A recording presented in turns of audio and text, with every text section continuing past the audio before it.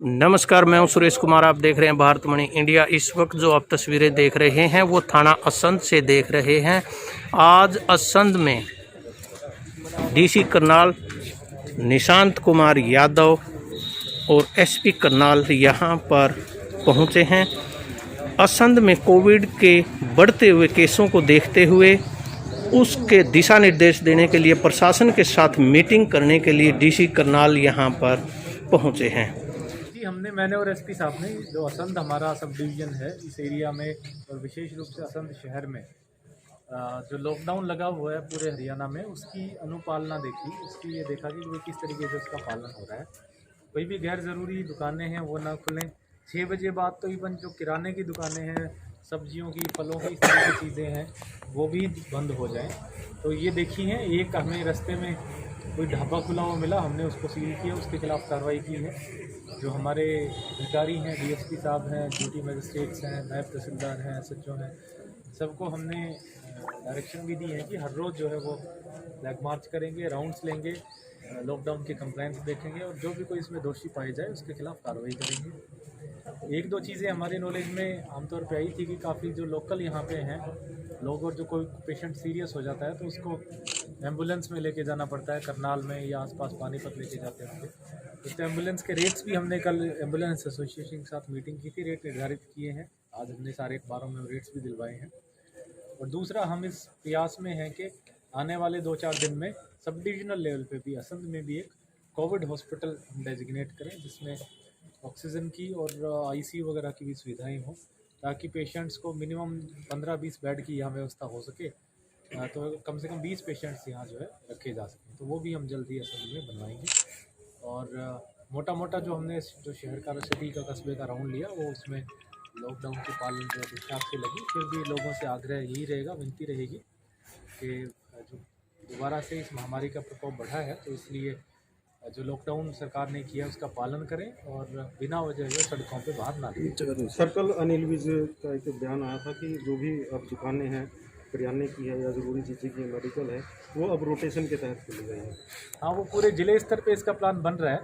Most probably कल हम इसको जारी कर देंगे। तो उसमें या तो OD1 की व्यवस्था बनेगी या जो भी टाइमिंग अलग अलग करने की व्यवस्था बनेगी, ऐसी व्यवस्था बनाएंगे ताकि मार्केट्स और बाज़ारों में भीड़ ना हो।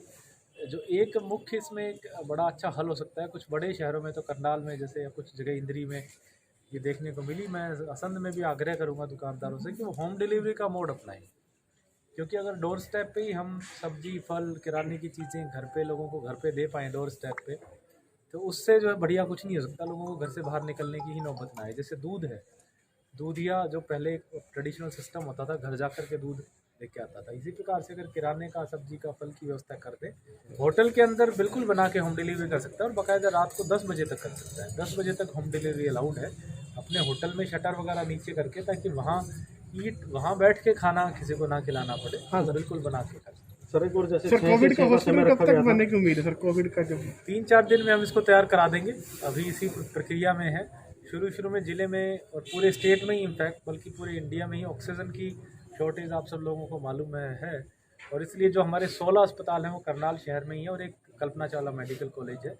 पिछले 2-3 दिन से हमें ऑक्सीजन की सप्लाई पर्याप्त रूप से मिलनी शुरू हुई है टाइमली। तो वो जो एक अनसर्टेनिटी थी वो दूर हो गई है। तो अब हम जो है एक्सपेंड कर सकते हैं। शुरू में हम बेड्स इसलिए नहीं बढ़ा रहे थे क्योंकि हमारी ऑक्सीजन की सप्लाई कम थी। इस प्रकार आपने बताया गया था इलेक्ट्रिक की दुकानें यहाँ पर खोली जाएगी, इस प्रकार के निर्देश आपके द्वारा दिए गए थे। लेकिन असंध के अंदर देखने को मिला कुछ दुकानदारों के द्वारा जब दुकानें खोली गई तो उन दुकानों को बंद करवाया गया। इलेक्ट्रिकल शॉप्स तो खुलनी अलाउड है, लेकिन अगर कोई गैदरिंग वगैरह वहाँ ज़्यादा भीड़ इकट्ठी करता है, इस तरह की चीज़ें हैं, तो इस केस में एक एक्शन लिया गया होगा।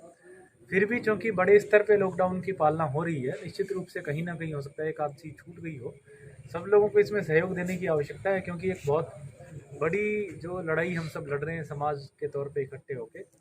और प्रशासन का, अधिकारियों का, सबका जो दिन रात ड्यूटीज़ लगी हैं और दोनों तरफ से उनका फोकस है। एक तो किस तरीके से जो मेडिकल फैसिलिटीज़ हमारी उसको बढ़ाएं, और दूसरा फिर किस तरीके से लॉकडाउन का पालन करवाएं। तो इसमें हो सकता है कोई एक आध ऐसी कमी रह गई होगी, उसको पूरी करें। सर कुछ प्राइवेट हॉस्पिटल्स ने भी अप्लाई किया शायद कोविड हॉस्पिटल के लिए, उनके लिए क्या क्राइटेरिया? काफ़ी अस्पतालों की जो है रिक्वेस्ट आई हैं, पूरे ज़िले से आई हैं। काफ़ी सारी जो धार्मिक संस्थाएं हैं उन्होंने भी ऑफ़र दिया है कि उनके गुरुद्वारे, बैंकेट हॉल्स वगैरह और भी चीज़ें हैं, उनको अगर कोविड हॉस्पिटल में कन्वर्ट कर लिया जाए तो पूरा सहयोग देंगे। लेकिन जैसे मैंने बताया, ऑक्सीजन की सप्लाई कम होने की वजह से अभी तक हम इस प्रक्रिया में को आगे नहीं ले जा पाए थे। अब थोड़ी ऑक्सीजन की सप्लाई ठीक हुई है तो धीरे धीरे करके हम नंबर ऑफ बेड्स बढ़ाएंगे। जिसको भी पास बनवाने की जरूरत हो तो सरल हरियाणा पोर्टल पे अप्लाई करें। सर, जिस तरीके से आप कह रहे हैं जो ऑक्सीजन की स्थिति है वो सामान्य हो गई है, पर यहाँ के जो प्राइवेट हॉस्पिटल है वहाँ ऑक्सीजन नहीं मिल रही है। जरूरी नहीं कि कोरोना वाले मरीजों को ये अवेलेबल होनी चाहिए, और भी लोग हैं जिनको ऑक्सीजन की नीड होती है पर डॉक्टर द्वारा कहा जाता है कि ऑक्सीजन है नहीं है, तो उस पर सर कुछ नहीं, इसमें जो हमारा नॉन कोविड हॉस्पिटल्स हैं उसके लिए भी लगभग 100 सिलेंडर हमने रिजर्व किए हैं पूरे जिले के लिए।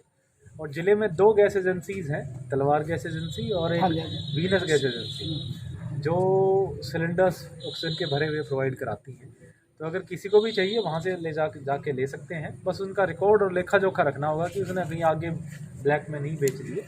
अदरवाइज ऐसे इस तरह की कोई नौबत नहीं है। बल्कि हमने तो ज़िले में एक मोबाइल वैन शुरू की हुई है ऑक्सीजन बैंक के नाम से कि किसी भी अस्पताल को कोई अर्जेंट ज़रूरत आती है तो ऑक्सीजन की कमी की वजह से कोई डेथ ना हो। क्योंकि हाल ज़िले में जो है लगभग 6 लाख लोगों की वैक्सीनेशन होनी है 18 साल से 45 साल के बीच में। लेकिन जो वैक्सीन अभी हमारे पास परसों आई थी वो लगभग 17,000 आई है। तो वैक्सीन की सप्लाई कम है, एक बार सप्लाई बढ़ेगी तो लगभग 150 वैक्सीनेशन पॉइंट ज़िले में चिन्हित किए गए हैं।